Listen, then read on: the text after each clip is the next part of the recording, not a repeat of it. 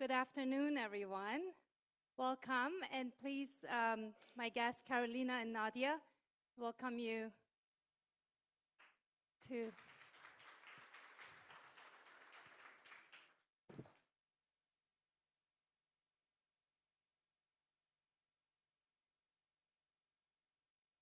All right.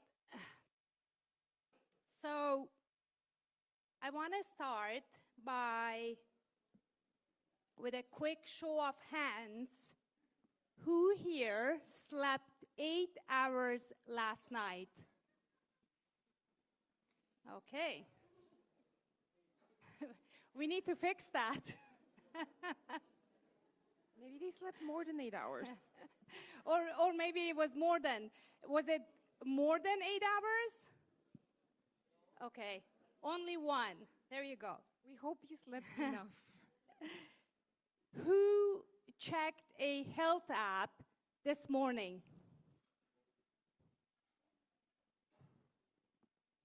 Who here has checked their steps or stress level on their smartwatch? Okay. And who has asked ChatGPT a health question instead of their doctor in the past month? All hands go up. Yeah, this is the norm, isn't it? It's becoming our normal. We are essentially living in a moment where people make their daily health decisions every day with AI. This goes from sensors to apps to watches, and often before they see a doctor. So today, we will talk about what this means for behavioral change, for wellness, and the future of wellness. And I have the honor of welcoming Nadya and Karolina, and I will have them introduce themselves, because I will not do justice if I did that. Oh, thank you for welcoming us. It's a pleasure to be here at the conference, to be at the beautiful Stanford Faculty Club, and to see all of you. I had such great conversations in the hallway with doctors and venture capitalists. What a wonderful audience. My name is Nadya. I'm a designer. I'm originally from Bulgaria, which is why I have an accent. And I'm a lucky lady that gets to talk to people about their healthy habits and to encourage them to keep the healthy habits that they have right now and to develop new healthy habits. And it matters to me because I'm a mom and because I'm a designer and because I want to see all of us thrive as we come up with innovations for technology that we also feel great. Thank you, and thank you so much for having me today, and wonderful to see everyone, and I hope I get to meet many of you today. My name is Karolina, and I'm a founder of Space of Mind. This app is essentially an attempt at trying to reinvent mental wellness from symptom management to kind of capacity building a dimension, and it essentially builds this 90-day protocol that helps you connect with your future self through daily conversations to help you rewire those neural pathways that keep you stuck. Thank you for that. So I'll just jump onto my first question. You both have built tools and apps that try to change. Essentially, the goal is human behavior, or help them make healthier choices, better behaviors, which is one of the hardest things to do. And how did your journey really start, and what made you believe that technology, and in this case today, AI, could actually help people change? Maybe I can start. So I actually started this company based on my lived experience. I went to business school. I'm not a doctor. I'm not a therapist. But what became really clear when I had PTSD 4 years ago now is that we're very much stuck in crisis management. We're trying to help people when they're already at their breaking point, as opposed to really looking at patterns that might predict things like burnout, like dysregulation, like breakdown.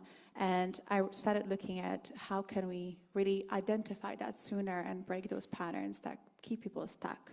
And for me, it was very much about looking at future self-continuity research, helping people sort of connect with the future version of themselves, as opposed to looking at symptoms or life events, and really look at identity.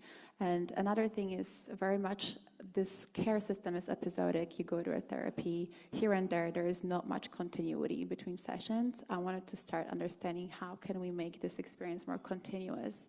So for me, it's about this kind of transition from preventative, from reactive to preventative, from episodic to continuous, and really from this place of one-off interventions to continuous capacity building. And that's where I see real change happening, and really also moving beyond pathologizing struggle and creating this growth mindset around mental well-being.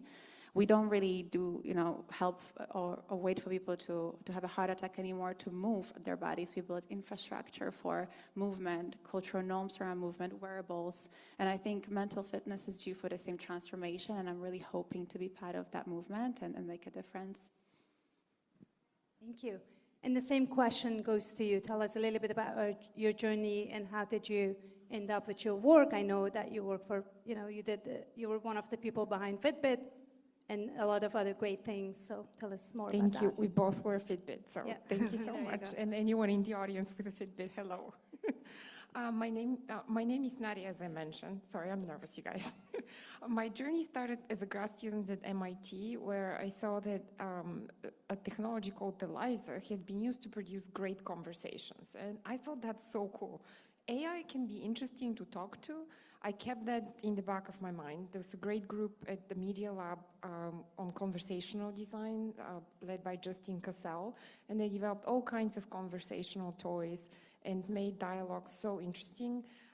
That just really inspired me. I created my thesis in that, and I proceeded to help bilingual children to learn their identity and languages. I got to work at really cool companies like Leapfrog. I got to be a game designer. I got to work at companies like Airbnb and Google, super lucky. And finally, in the last kind of 5 or 6 years, I got a chance to work at Fitbit. Fitbit was acquired by Google. And I got a chance to be on the design team and lead a small team thinking about what would the future of that product be. I completely fell in love with the work, and it wasn't because I was an athlete. I was not. It was COVID. I didn't have my own workout systems, and everything was topsy-turvy, as we all remember. But in order to understand the Fitbit users, I created a healthy habit of working out for myself. I started lifting weights so that I could understand what my passionate users were feeling and what they deserved. And we discovered the possibility that the product could be a health coach powered by AI, and that the dreams that we have of supporting people with their preventive care, with their activity, with their sleep, is actually possible because of the advances in technology. And so that was so inspiring for me to see. The work launched in public preview last year. I'm so proud of it. If you have a chance to try it, I hope to hear your honest opinion. I've continued to work in the space of AI coaching. That's what I call it. The name might change. And what's amazing now, I've left Google. I've worked with a number of different startups in the AI coaching space. There's now hundreds of them. There's so many users that go either directly to an LLM to discuss their health challenges, or they go to one of the hundreds apps that are some version of an AI coach that help them with their wellness, that help them with their performance. And they're making health decisions, really important decisions with the help of AI. That's a big culture change. And so that's what has me here and passionate to talk to everybody that can help me understand how do we shepherd this movement and how do we make it successful in the best interest of everyone. Thank you for that. I kind of want to ask this, sort of turn it around a little bit, and Karolina, your work focus on cognitive patterns and limiting beliefs, essentially. When you started Space of Mind and what you're seeing right now from the data that you're collecting from the patients who are actively using this, what has surprised you the most? And what is hard for people to change even when they want to? Because we know that information doesn't almost ever translate to change unless there is motivation behind it and that emotional capacity. And sometimes we have the motivation and we have the emotional capacity, but the environment does not allow us to make the change. So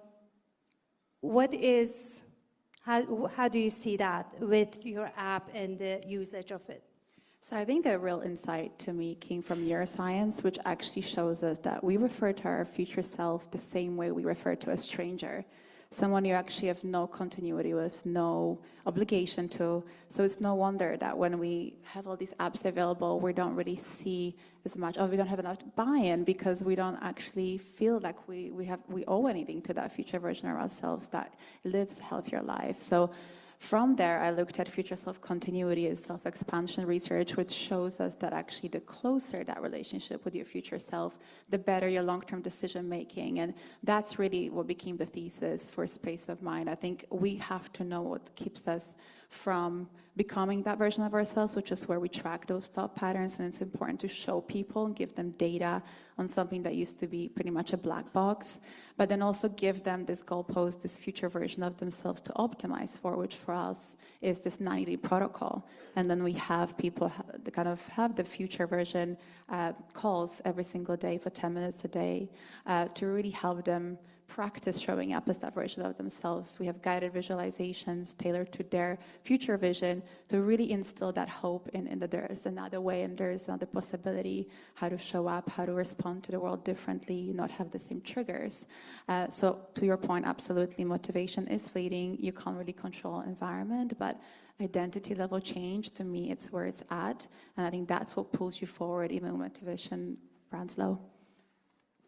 And for you, because you're designing, essentially you have designed tools and you're behind that, what sort of from perspective, what do most health products get wrong? Like, sort of sensors and monitors and watches and such about human behavior and how we're using it. Yeah, well, every time that I talk to a startup, I try to kind of have them imagine the cognitive loads that users are experiencing, how difficult it is to install a new app and to build a new habit of going there and checking it multiple times a day. And so earning a spot on someone's attention and busy day, it's a really important topic, especially in wellness, where you have to build a habit and you have to have consistency. So how do we design for consistency? We spend a lot of time learning from user research, and I also have at every single party ask people about their healthy habits. I always learn something interesting. The pattern that I saw after hundreds of conversations is that people who have healthy habits don't treat them as like a yes or a no. They have a tradition of certain things that they do well that they might not be aware of because those have become unconscious. Those healthy habits exist, but they're not celebrated. And then people berate themselves and they use AI to remind themselves of how they're falling short of where they should be and not remembering they have strengths and they're doing a lot of things right. And then the last thing is that healthy habits seem to operate on a system basis. It's not like I have them or I don't have them. I build the system and it breaks down and then I need to rebuild the system. And people who are continuously resilient and keep their gym session and their good sleep scores, they actually are aware that they're building and rebuilding systems, And to give an example, I had a friend who worked in Boston and they would be in the long corridor at MIT doing walking meetings. That was their healthy habit. What a great one, by the way. And they would just go through the whole long corridor at MIT and have the meetings, get a lot of steps. Then they moved to California. The system broke. There's traffic lights. There's no more long corridor. So how do you rebuild this healthy habit? And that's why I think it's so cool to enlist AI, start working for us, knowing the context, knowing Google Maps, knowing everything that it knows. How do I rebuild my walking habit so that I can keep it alive and treat it as a system? And the hack here is, besides using AI to find your next healthy habit and maintain the ones that you got, I would also challenge, everyone to think about 7 days at a time. If you didn't do your workout today, and if you're like me and you have 1,000 steps, it's not too late, but also think about it 7 days at a time, because the week is long, and if you miss one day, you still have 7 days to catch up and to get where you wanted to be, and to be kind to yourself, because we're doing a lot of things right. And so how do you think everything that you just added there, how could AI coaching can finally make preventative medicine and health more of a realistic reality of where we are, right? Because what we are dealing with right now is we're not really addressing diseases, whether it's mental health or physical health.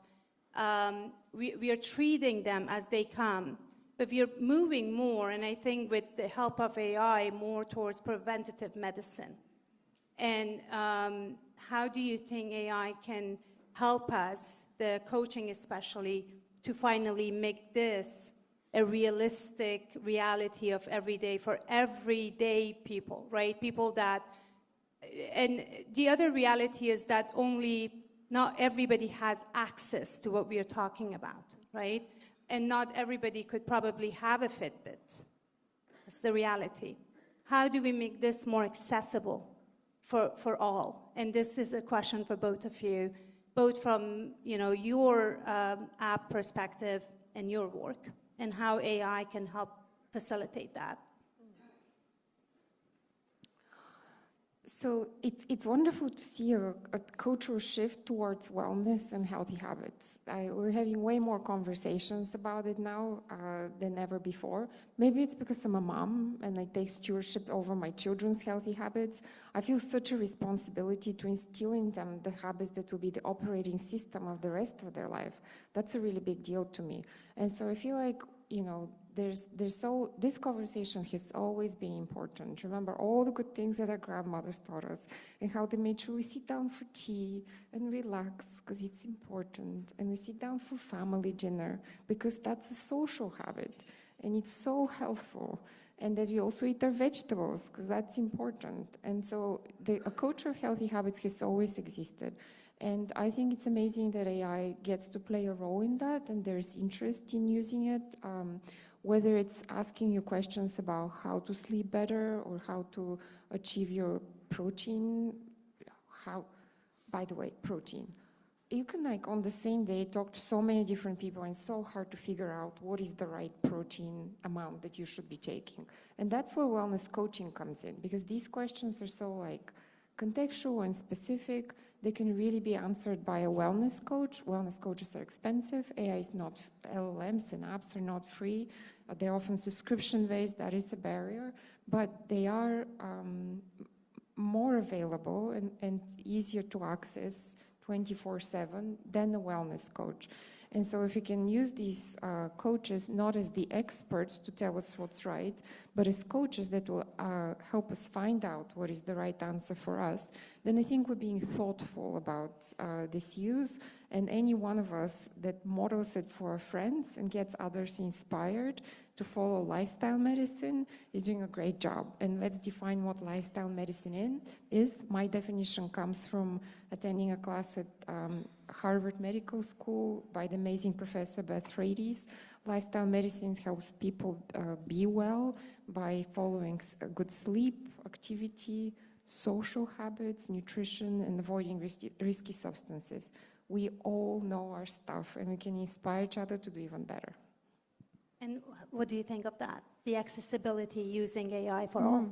So that's actually part of the reason why I'm doing what I'm doing. And I think with mental health, AI really can help make that invisible visible. Like, we do track our sleep with Aura, the glucose monitoring of levels. But I think for mental health, thought patterns in particular, they're very much responsible for your quality of life, your quality of relationships. And they have been pretty much, inaccessible in terms of data points up until today. And we can use vocal biomarkers, linguistic patterns, things like, stress actually applies pressure on your vocal cords. There's slowed down speech that looks at cognitive load correlation. So we can really start understanding where the person is at, and then really give this kind of context or prompting around reframing and even reflection before we hit burnout or breakdown.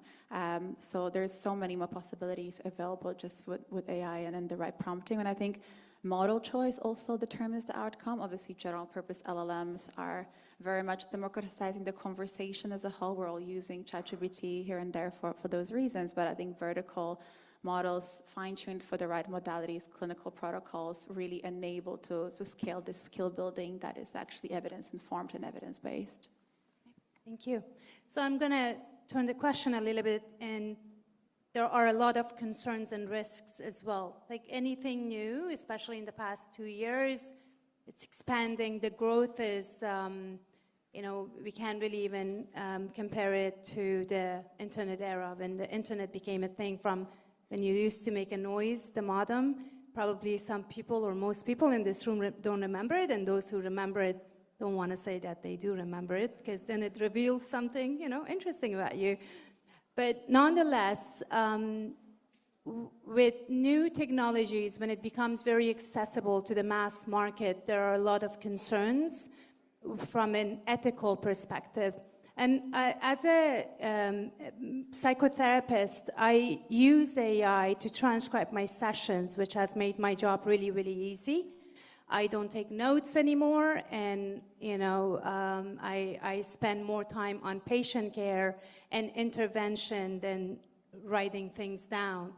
How it's being misused is when people use ChatGPT as their therapist. ChatGPT cannot provide the same type of empathy and connection that I'm able to give my patients, right? And we have had a couple of cases where a teenager did commit suicide after consulting with AI, and it is a case that I believe is still ongoing and is open. So with that, what are your worries with this trend of AI being used as a coach and to use it as behavioral changes? Do you have any concerns, and do you think there are risks involved?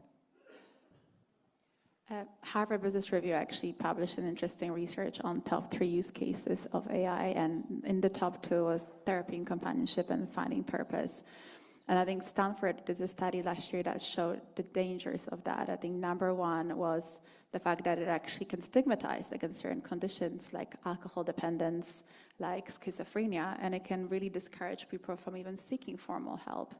Another thing is the whole sycophancy feature of being agreeable with the user means it can really reinforce unhelpful thought patterns, like, you know, something that you might not even be aware you're struggling with, it can actually just align with you and perpetuate that cycle.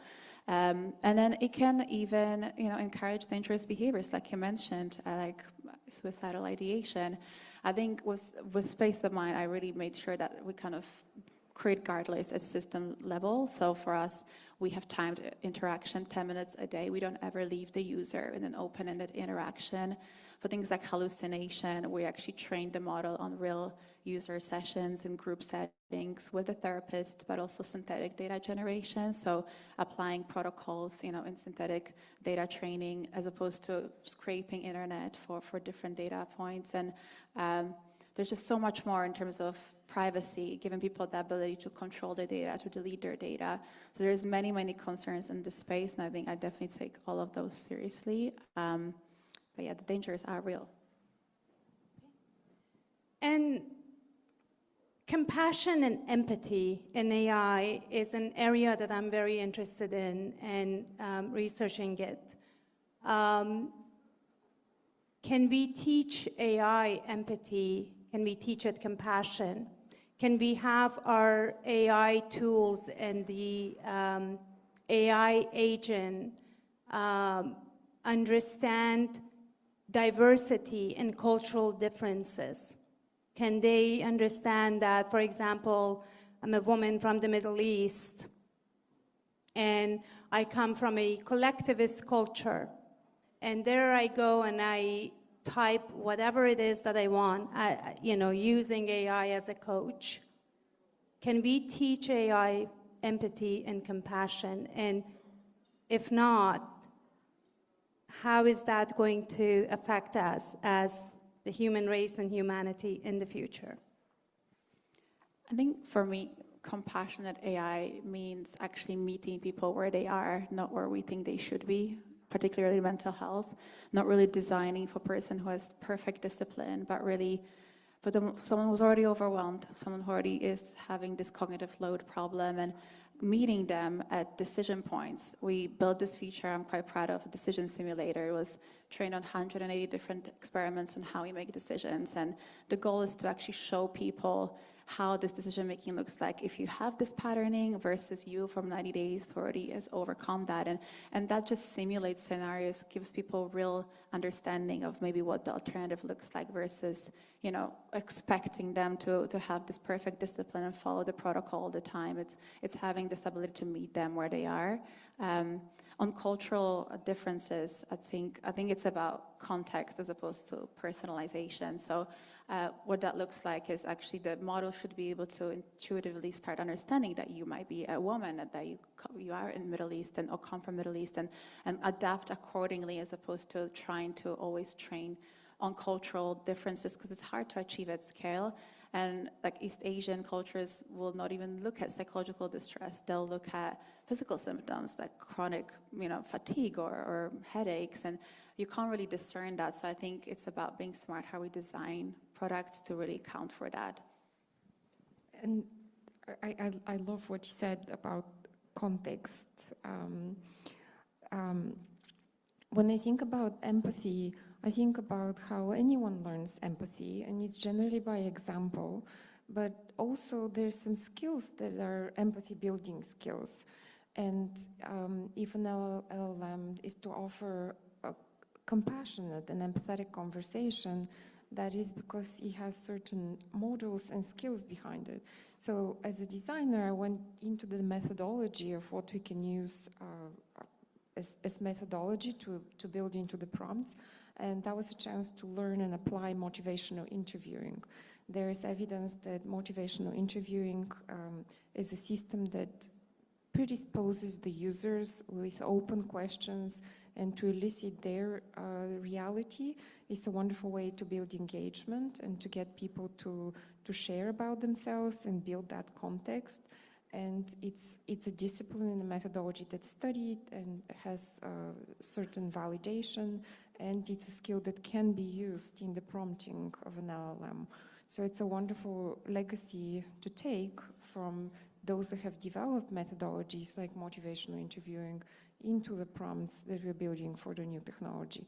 So to an extent that there's certain methodologies and skills, that conversation can happen. But in a limited text window or a conversation or with limited inputs, it is possibly not fully possible for an AI to have the full empathy the way that the human would. And that would be lovely if it did help you find somebody who gets it. And I hope you'll tell me more about what it's like.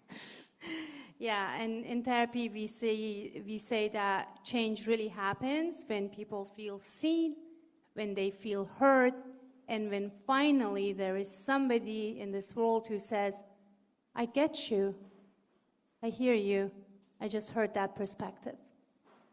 And so I'm not sure if that can be taught or not.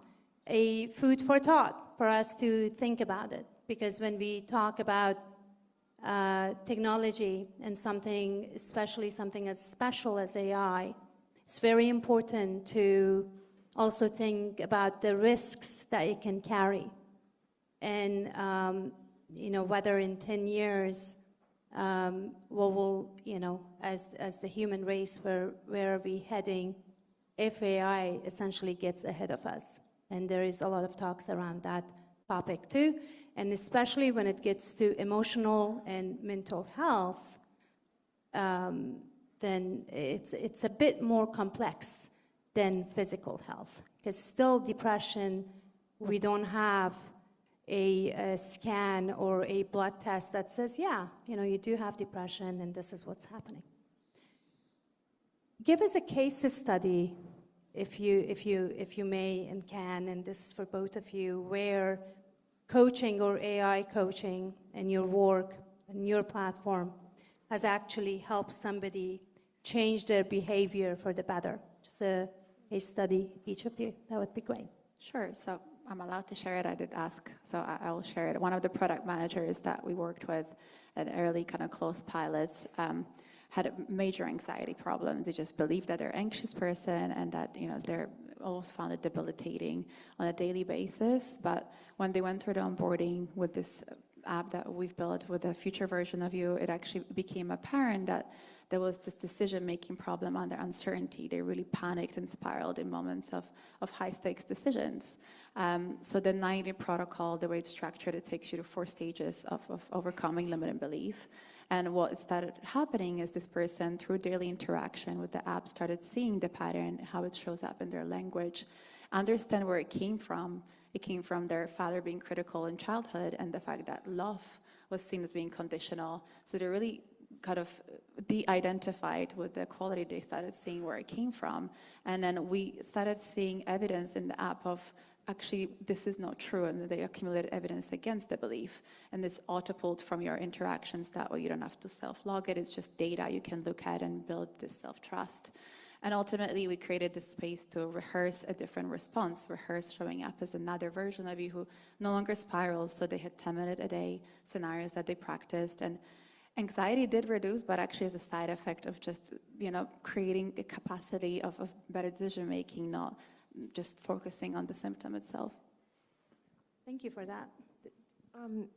Many of the people that I talk to are interested in sleep and how to improve their sleep, and working with their tracker, they can understand their sleep score and what affects it, and get education about the importance of a consistent sleep schedule, which turns out to be really important, and then do little experiments, and of one for themselves, to figure out what is it that gives me a better sleep? Is it the consistent sleep schedule, or when I have dinner, or different things? And so people put the theories that they learn from doctors, from friends, from social media, from the AI coach into practice, and have a little partner to go back and forth with them. There's studies that show that comparing the results of a wellness coach and an AI coach could be they could be compared and similar in some ways when it comes to activity and sleep. Thank you for that. I want to make sure that I leave a few minutes for question and answers from the audience. There are questions, and I see one hand up. Thank you. Hi, I'm Nadya. Nice to meet you all. I wanted to know if either or both panelists could give specific ways AI is doing the wellness coaching, or what the practical way that the AI is engaging with the patient to actually get them to change the habit. Thank you. So for us, I actually filed a patent for this method called Future Self-Training, which has 3 components: prime, shift, and reflect. And it pretty much mirrors your workout routine. I really get inspired by physical training and how easy it is to follow as a routine. So we'll build a 10-minute-a-day routine that includes prime, which is kind of like your warm-up. And it's really there just to guide you to a visualized version of your future self, tailored to your exact goals. Shift is really that daily interaction, the call experience, where you get to rehearse different responses, understand, you know, where maybe some of these patterns came from. And then reflect is like your cool down. This is your kind of processing of your progress, seeing your data, understanding what's working. So I really modeled it based on kind of what worked in physical fitness and then applied it to mental health fitness. That is so cool, by the way. That just so cool. So, great question. So the user journey of behavior change in some general terms can be described as plan, act, reflect. And so in the beginning, it will be a conversation about setting goals. And that could happen, you know, through a general mobile app operation or within a conversation. Conversation is a lot more fun. You could have emojis, a little more fun. And then that could create a plan, that could create reminders and insights, and combined with a tracker, continue to support you. And that's kind of the experience of an AI coach in an app. Now, if that's happening in Gemini or Claude, then the conversation is a structure that might reflect kind of user user prompt. So we're taking their goals and to starting to understand kind of how to engage with them, and then how deep it goes just depends on the user, because a lot of these tools are limited to the conversation. They're not proactive. They're not going to send any reminders after that.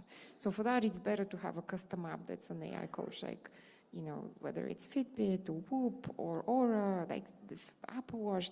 People have so many favorites for what they use. So it sounds like, just to clarify, all of those steps are AI, like not a human engaging with the patient, essentially, for both programs. So this is kind of the design patterns that I'm seeing emerge, and they might look similar depending on which scenario you're thinking about. And the intention, perhaps, is one day that it's all collaborative, and you have a great system that has good human-tech collaboration.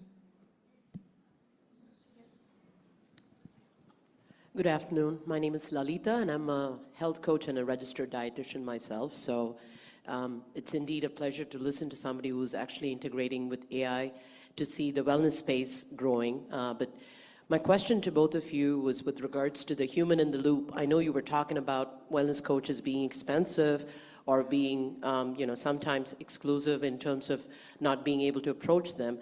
But in your aspect of when you're using the app, do you see the need of that wellness coach or being assigned to a wellness coach being critical for that patient or the client, where the empathy factor, the communication factor is very important, especially when you're talking about wellness?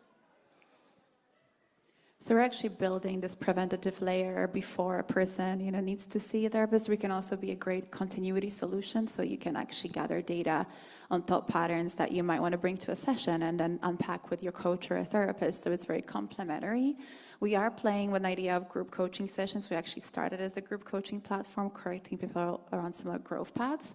Where we were kind of disappointing people is in between sessions at the time. So I really saw a big gap of kind of what are we doing in between those weekly sessions, and that's where I thought AI native applications can fit in very well. Ultimately, I think it is a combination, and if you can do both, do both. But I think at scale, where 60% of therapists can't even accept new patients, where we have 18-month waiting lists in major cities, there has to be another way. And I think that's where kind of the awareness level, AI level tools can come in. Yeah, there's so many different apps and systems now that have aspects of this. Every case is different. I've talked to people who are building an app supporting athletes as a team. They have a coach. They usually have health providers and nutritionists. There are cases in which this is used for diabetes or pre-diabetes prevention. That's a different case. And it's just case by case. So I think the idea would always be to take the best of the system that's available, and the human connection is a very important thing, and expertise from a wellness coach will always be important.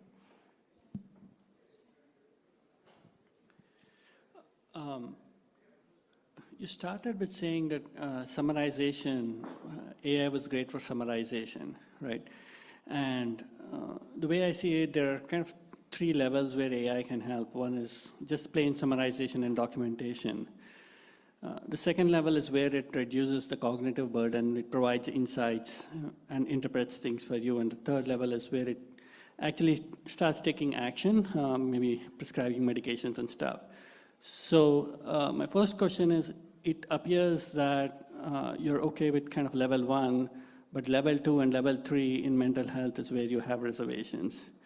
And a follow-up question on that is, how do you measure empathy? Or do you measure empathy? And how do you know it is not empathizing enough? Is it just an outcome-based measure at this point? Or is there any other way you're measuring empathy, or even between two therapists? Who has more empathy or something? Is there any thoughts on that? It's actually a cool feature that I got an idea from someone Nadya knows, is to have an app actually give you an option to indicate how well it knows you, so that you can have a self-report from a user perspective. Is it really getting it right? And if not, then why not? And I think that self-correction can be really crucial when we're sometimes assuming certain things about the user. So I would say at some level it could be self-reported versus just, you know, tracking arbitrary metrics. I think empathy is also very, parts of it is objective, of course. You're hearing the person, you're confirming that you're hearing them, you are confirming their perception, sort of mirroring back what they told you, right? And then the other part of it is a bit subjective as well. So it really depends on the user and the person on the other side. Empathy also looks different in different cultures. And the diversity behind it is, I believe, something that AI will continue, and I'm sure it will be trained, the LM models, and to probably mirror that and understand that. But will it ever replace human? That's a question that we all should continue to ask and actually be concerned about. We have just a couple of more minutes, so before I close the session, in short, I wanted to say when we meet, not if we meet, when we meet, I'm optimistic. In 5 years, what will be normal in wellness that sounds futuristic today? That couldn't be in 10 years too, so just use your imagination. Everyone will have their future self they talk to every day to close the gap on behavioral activation. That's my goal, that's my belief. I do think we'll start intervening at thought pattern level as opposed to, you know, diagnosed condition level. That's my hope too. I think hopefully we'll move beyond one-size-fits-all interventions and really look at tailoring it to your cognitive profile, to your daily context. And also just democratize access to evidence-informed tools, not just apps on the App Store that have no data attached to them. So yeah, those are just some top of mind. I'm also hopeful that we as a community, as a society, get to make new habits and keep the old. I am hopeful that a lot of our traditions about how we connect with each other, like family dinner, like meeting our friends, like making a point to call a friend every day, will continue to thrive, and that we'll protect them even more vehemently because you understand how important they are for us, and that hopefully we can be more connected through these devices. A lot of the devices right now are just one-on-one, but I'm so curious, what did you do to that? You regularly take 10,000 steps. I'd love that conversation, or, you know, understanding of your protocols so that I could get the same thing done. And also connecting people in a multiple generation household to support each other, even, you know, whether they live under the same roof or on the multiple roofs. How can technology be the connective layer between people and between people and their doctors and the people who care for them? And lastly, I'm very excited about some of the measurement devices getting better, especially around blood pressure, and seeing some of that kind of blood pressure, CGM, like being able to track and get more data becomes a wonderful fodder for more support and more growth for healthy habits. Thank you for that. And I want to say that if there is one thing I hope everyone take from this conversation, this panel today, is that the future of wellness is not only about technology, it's not only about AI, it is also about understanding human behavior, human limits, and human compassion. And are we, and this is a question that I encourage everybody to sort of take with you and to reflect on, do you think we are becoming healthier as human using AI, utilizing AI, or are we just becoming more optimized? And with that, I want to thank my panelists. Thank you very, very much. And thank you for having us. Thank you.